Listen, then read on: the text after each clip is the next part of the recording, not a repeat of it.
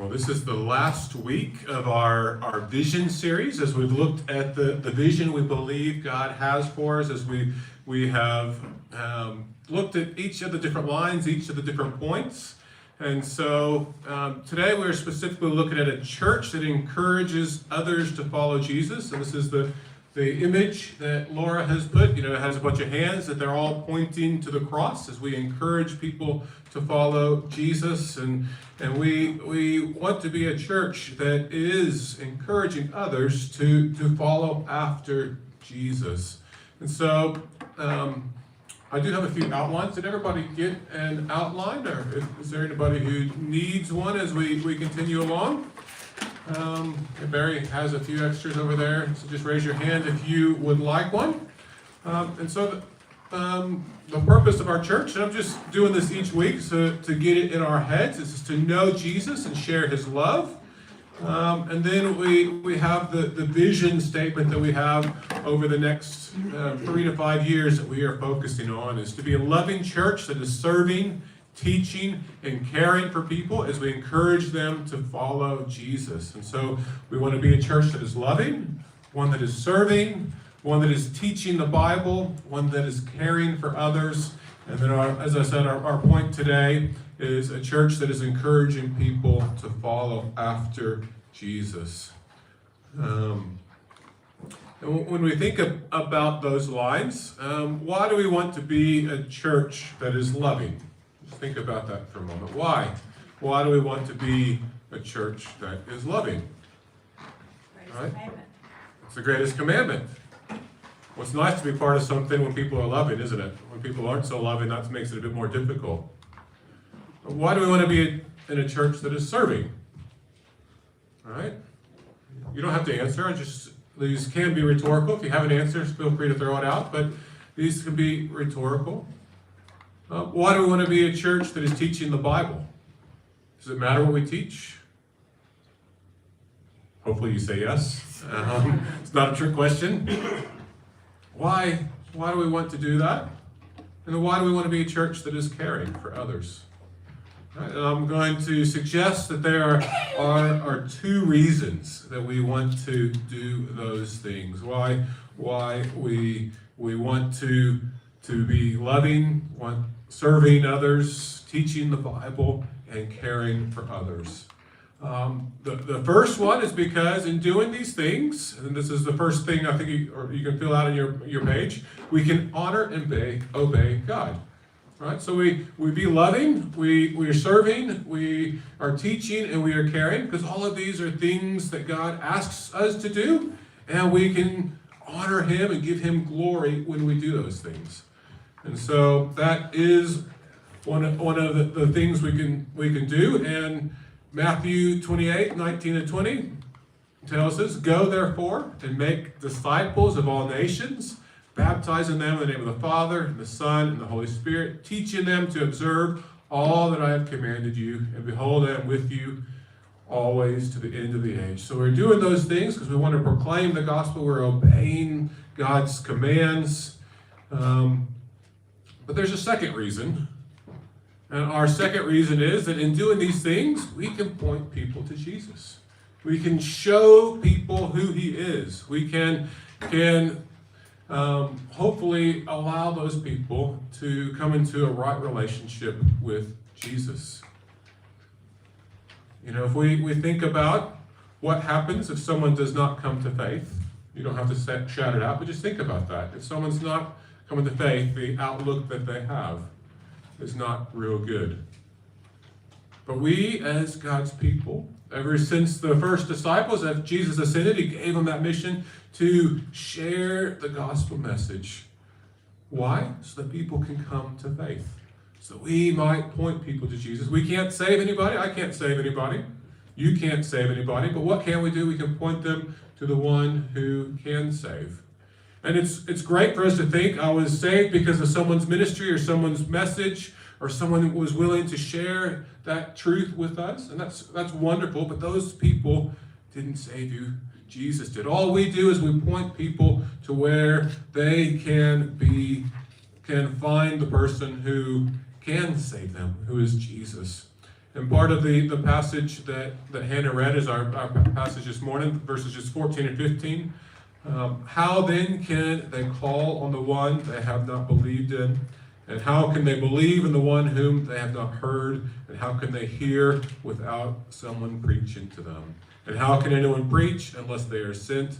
As it is written, how beautiful are the feet of those who bring good news. If I asked you, do you want people to come to faith? Hopefully, you would nod your head and say yes, right? And we want that. We want people to find the truth and the freedom that we have experienced in Jesus, right? But they cannot do that unless they hear about Jesus, about what Jesus has done for them. And if they cannot hear if someone doesn't share that with them, right? If someone doesn't preach it or teach it or share it, and if we don't believe that we are sent, then there's no one going to be going to share that message with others. And so we, as God's people, have the role of being people who go out, who have a message that has hopefully changed your life. Right? If it's just, it's something kind of cool I heard. But no, but it's if it changed our lives, shouldn't we want other people to know that same message? And if we want to encourage others to follow Jesus, there's kind of two points I'm going to say. There's probably a bit more, but two things that we need to do. One is we need to be setting an example of what it looks like to follow Jesus. So I should be able to look at your life and say, yeah, I can tell you're following Jesus, right? I'm not going to inspect your life, or I'm not going to judge your life. You can internalize that thought and look at your own life.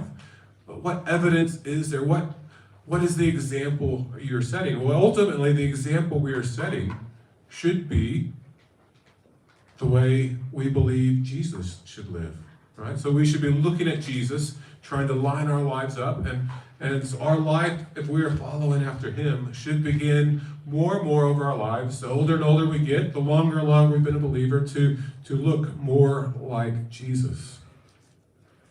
Are we going to fall short? Yes, we are. Is there grace and forgiveness for us? Yes, there is.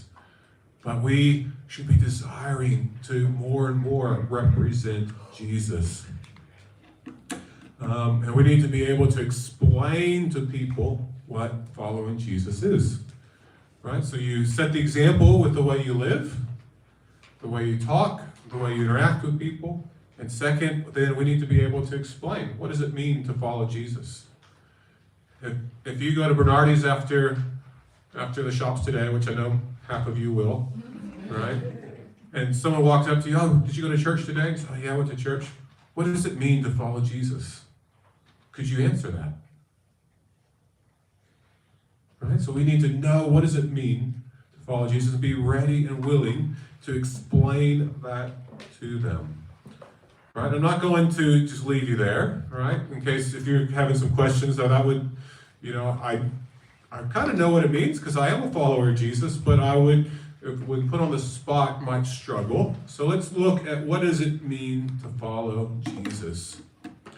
It's someone who has heard the message of Jesus, or the message of the gospel, and then you believe it. You believe in Jesus, that he was the Son of God. You believe that he lived a sinless life. You believe that he took the punishment for your sins. Right? So you need to be able to explain that. Romans 10:9 and 10, so this is a bit earlier in the passage that Hannah read. If you declare with your mouth Jesus is Lord and believe in your heart that God raised him from the dead, you will be saved. For it is with your heart that you believe and are justified, and it is with your mouth that you profess your faith and are saved. So we need to know what it means to be saved, to find the forgiveness of our sins through Jesus. And so they need to hear the message, so we need to be able to explain the message of what Jesus did, and then they need to believe it, just like we do. The second thing we need to do is we need to be following the life and teaching of Jesus in a way that impacts your life, right? It needs to impact your life. It can't just be head knowledge, yep, he believes, and nothing gets translated into the way we live. If we have a true relationship with Jesus, we're asking him, change me, shape me, make me more like you. James 1:22, do not merely listen to the word and so deceive yourselves. Do what it says. So when we are impacted by Jesus and we believe, we begin to change because we have him living inside of us. We have his spirit. We have a relationship. We have a desire to look at his word and allow his word to mold and shape us. Again, do we make mistakes? Some of us. No. All of us. All of us make mistakes. All of us have times of selfishness, pride, anger, other emotions that come in, and we're all, anybody here said something that you regretted afterwards?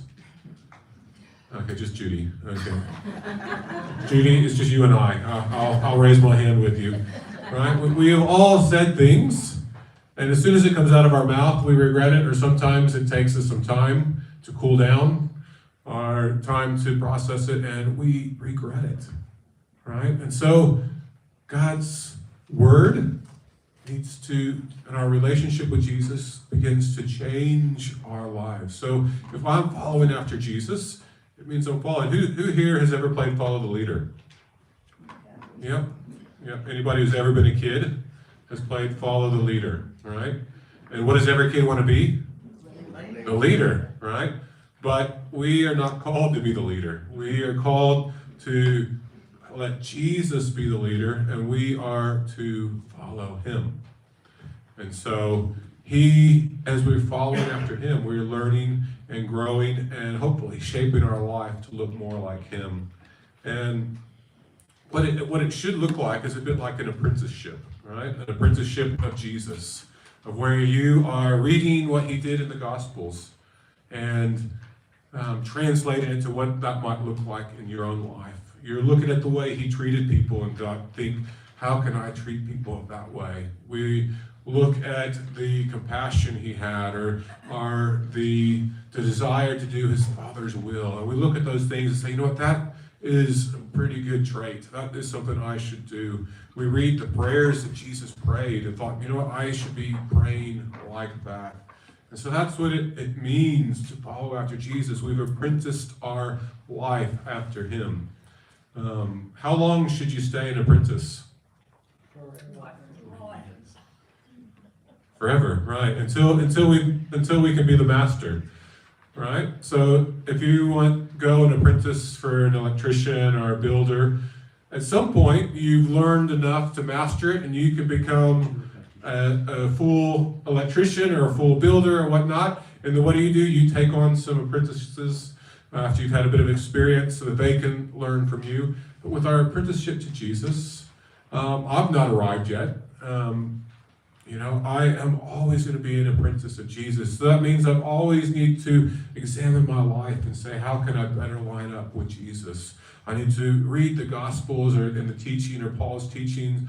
The Old Testament as well has wonderful things that we can look and learn and grow from, and helps us to line our lives up and be a better apprentice of Jesus. In doing this, there are times that it is easy, right? Matthew 11:28, come to me, all who are weary and burdened, and I will give you rest. As I have walked through life these past 45 years, right, there are times where I've needed that relationship with God to give me direction, to give me support, to give me comfort. And I would struggle to know how my life would look without Jesus, right? And the call of Jesus is saying, come to me and I will give you rest. My yoke is easy, my burden is light. And so there are ways that being in a relationship with Jesus is easy because of his support, his care, his help for us. But also at times, to do it well, can be hard. Luke 9:22, I think I've only quoted through 25, and he said to all, if anyone would come after me, let him deny himself and take up his cross daily and follow me. For whoever would save his life will lose it, but whoever loses his life for my sake will save it. For what does it profit a man if he gains the whole world and loses or forfeits himself? We are called to, when we follow after Jesus, to deny ourselves, to take up our cross and follow him. And so there are desires, there are things and wants in our lives that we have to lay down at the foot of the cross. And there are some things, some of our wants, he might let us pick back up and say, yes, you can do those things, but there are other ways where we need to get rid of things in our lives so if we want to fully follow after him. And so it's easy in that he is there to support, to help you, give you the comfort when you are downtrodden, when you're weary and burdened, go to him. But then there is that aspect of the hardness to truly be an apprentice of Jesus, to truly follow after him. There is things in our own life that we're going to have to lay down. We're going to have to allow Jesus to mold us and shape us.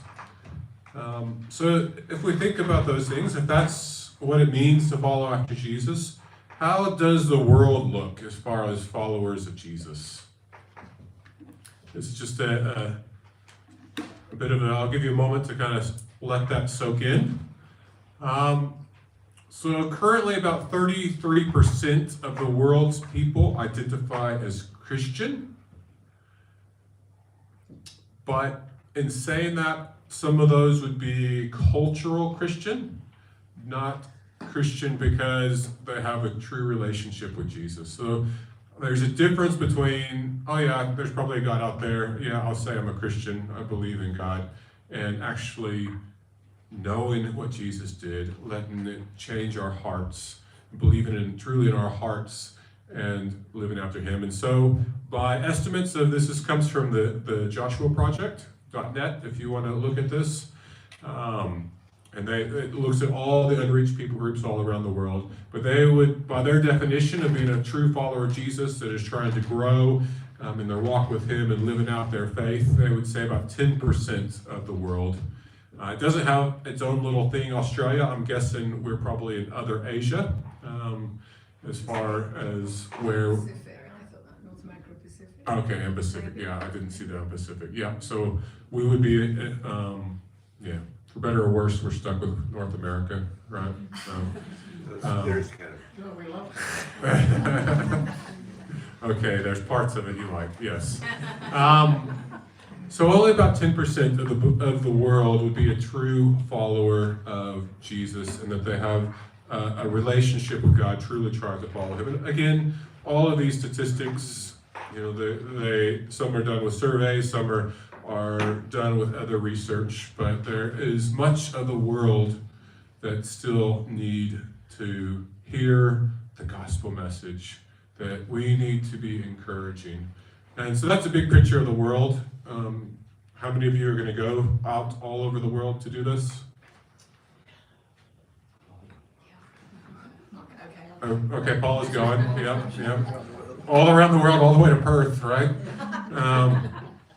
So there may be opportunities to reach people as they visit. I mean, we've had people visit here at church that have, we had people just the other day from the UK that are just here caravanning around for a little bit, camping around, and then they're heading back. So there are people around the world who come to us, and we may have opportunities to go and share. We definitely have opportunities to support mission work, to pray for God's work around the world. But who here lives in the Blaney Shire? Yep. Most of our people, our orange people aren't here today, so this is some statistics. Sorry, I didn't realize how it was going to cut off a little bit, but here's from the 2021 census data of what Blaney looks like. And so for no religion, as they've described, is in 2,400, which is 32% of Blaney says they have no religion.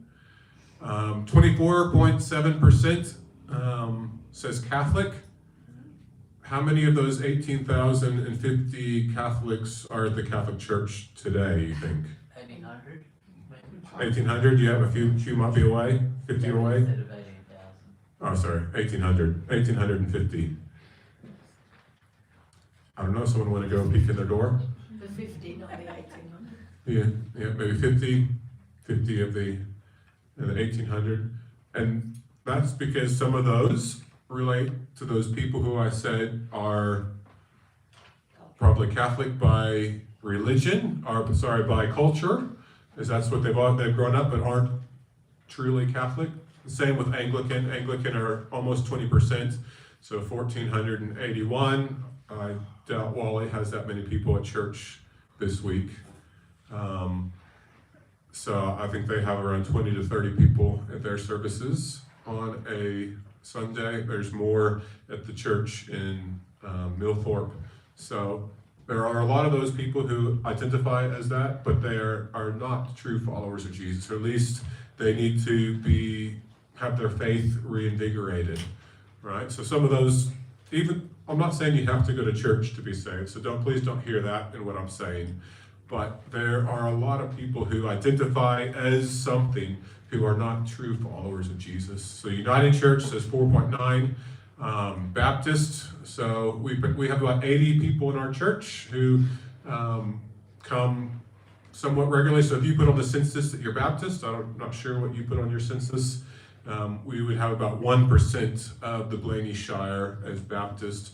Obviously, I'm not about building Baptists, I'm about building God's kingdom. So it doesn't matter what church people go to, as long as it's a church that's teaching the truth in a place where they can grow and where God has them.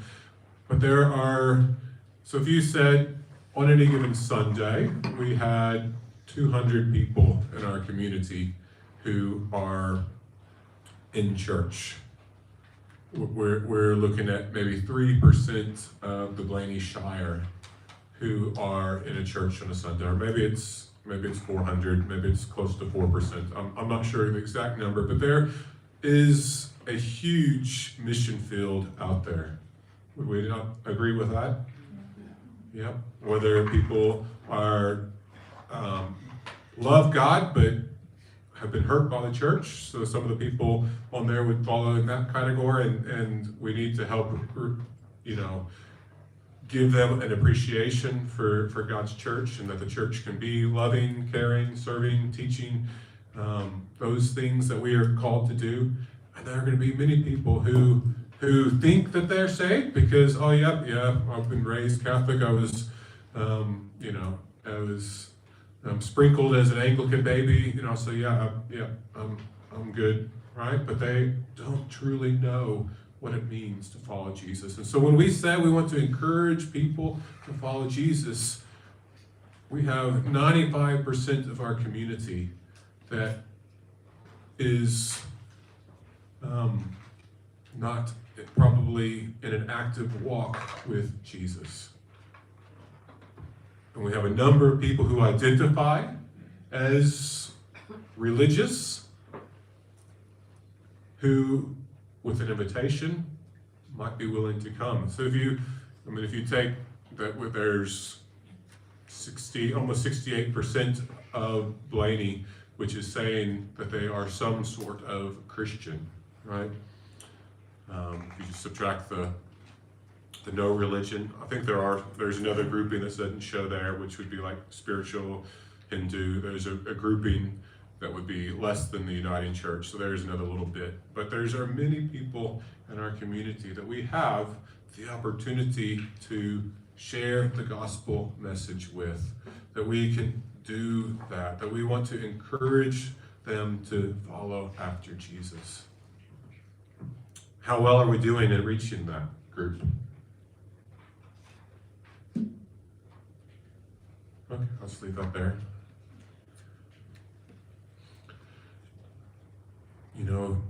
If you read through the Gospels, Jesus spent a lot of time calling disciples at the beginning. And this is just one where he's calling Peter, James, and John. He says, "Follow me and I will make you fishers of men." This idea that when the disciples followed Jesus, they left their old way for a new way. So hopefully, when you became a Christian, didn't mean you had to stop being a fisherman per se, or stop being an engineer or a whatever it is that you do. But there's a part of our old self that is done with, and a newness that we need when we choose to follow after Jesus.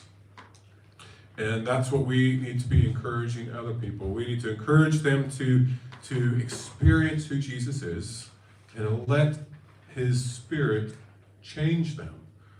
His Spirit open their heart to hear that message, and not just hear it, but understand it, believe it, and become part of their heart.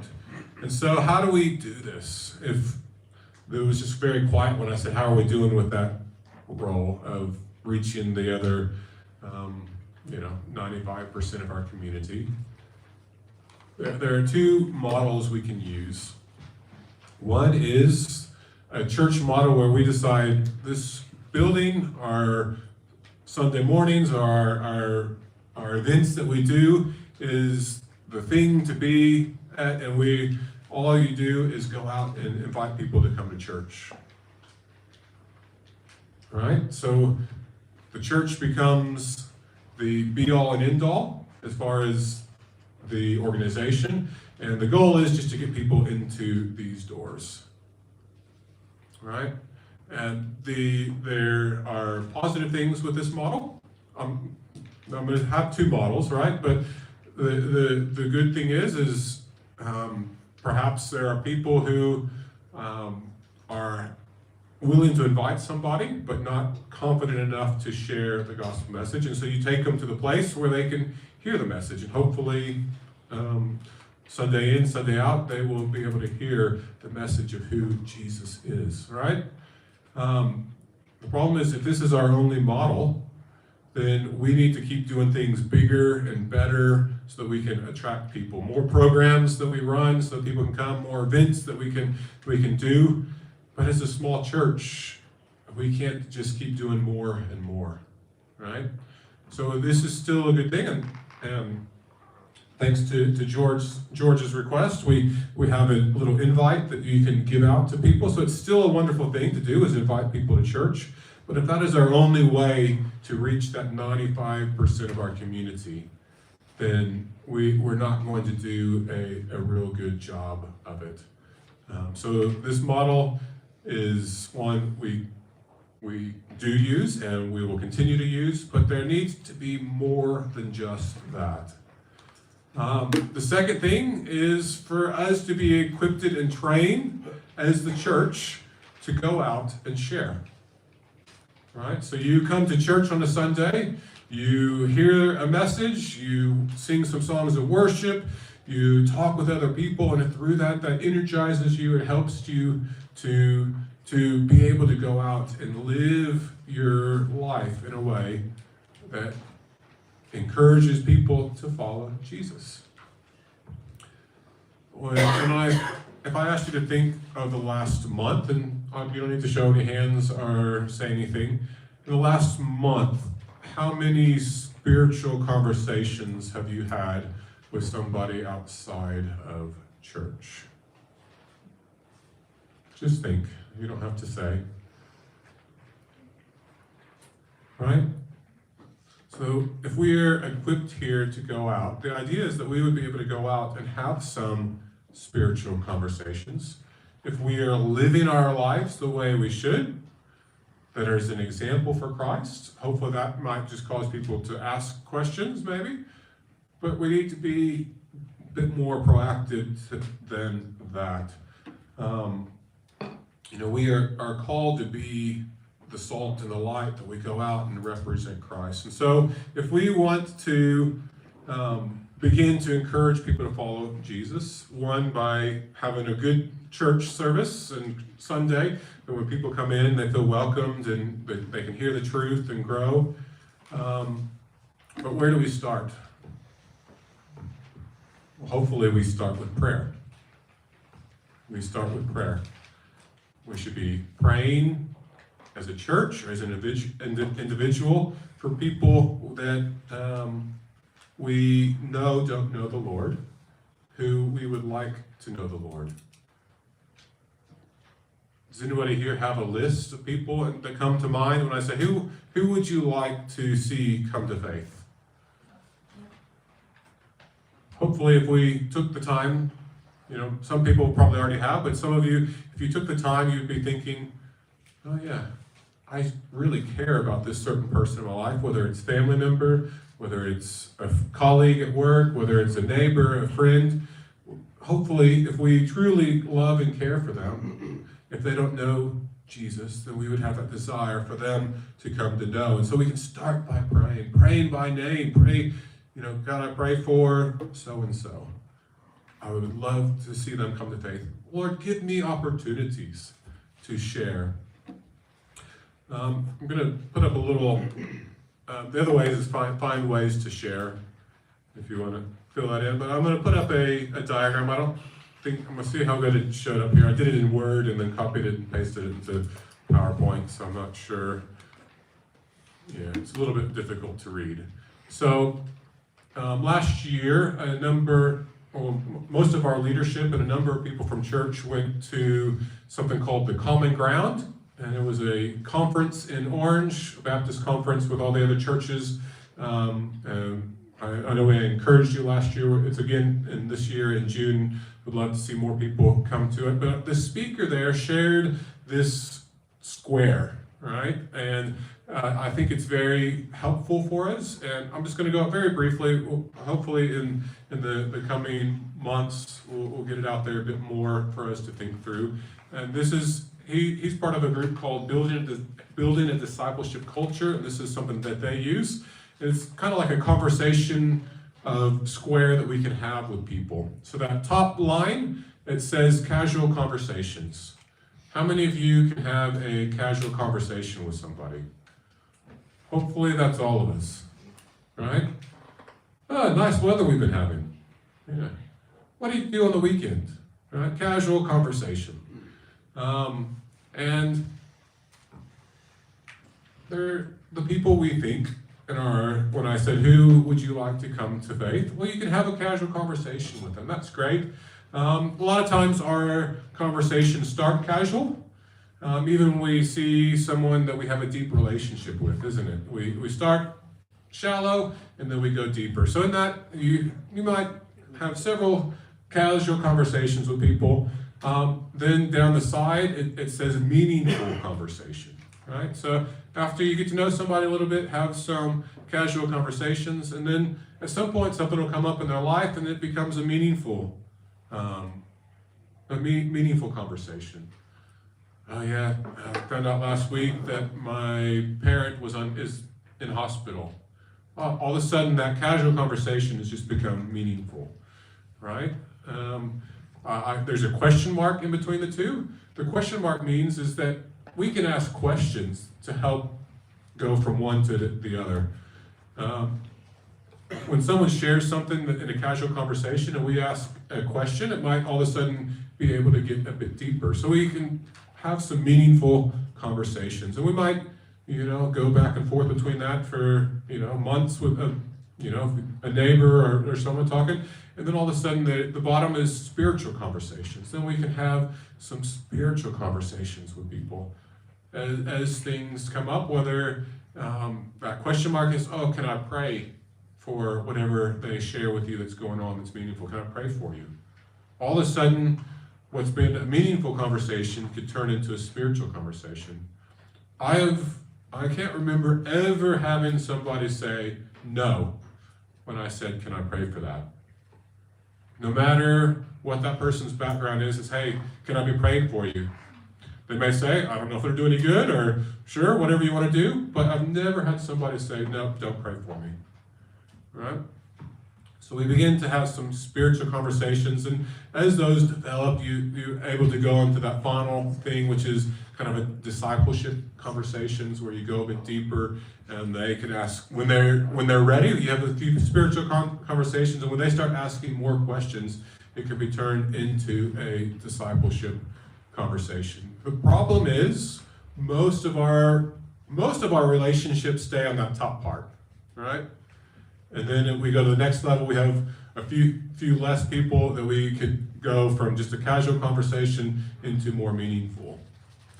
right? And then bless people as we go around. And so our desire would be is if God has put someone on our heart, and we're praying for them, whether it's a neighbor, a colleague, whoever it is, family member, we look at how can we go from one side to the other in those conversations. And the key is not to force it. You know, you can't force somebody into faith. You can't force someone to be ready for a conversation. So you need to be patient and keep going back to prayer, praying for that person, that God would open their hearts.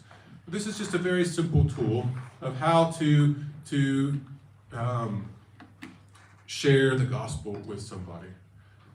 But let me be clear, if you aren't proactive at trying to turn those corners, you won't. Right? There are people probably that you might know fairly long time, but you never go deeper than a casual conversation. Right? And there may be some you never go deeper than a meaningful conversation. And the key is to find opportunities, to be proactive to do it. So this is one tool. Just very quickly share another one, and then we'll finish up. Another one is called Bless. The idea of using hospitality, and Bless stands for bless, listen, eat, serve, and then story.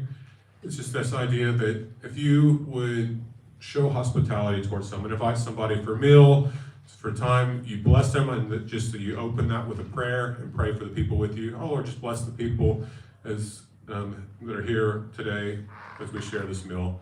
L stands for listen. Man, if you're someone who likes to talk, sometimes this can be hard, but if we listen to people, it's amazing what people will open up and share, and really genuinely care about what they have to say. Ask questions, be interested. Eat. Who likes to eat? Yep. Yeah, see a few hands. Yep. Albert, good. Hope you're gonna feed him after church, right, Johan? Yeah, maybe. Yeah. But share a meal together. You know, eating together is a great place. Food's always wonderful. Find ways to serve them. Oh, I'm free on Saturday. I can help you with what's something that they brought up. Find a way to serve. And then the final S is story. It stands for your story. It's be able to share your story, your faith story of how you came to faith. Obviously, you don't have to do all of those every single time you invite somebody over for a meal. Well, that's just another simple tool for us to be proactive and finding ways to encourage people to follow Jesus. Conclusion, right? So we can all go home and eat lunch or go into morning tea and have some food. Conclusion.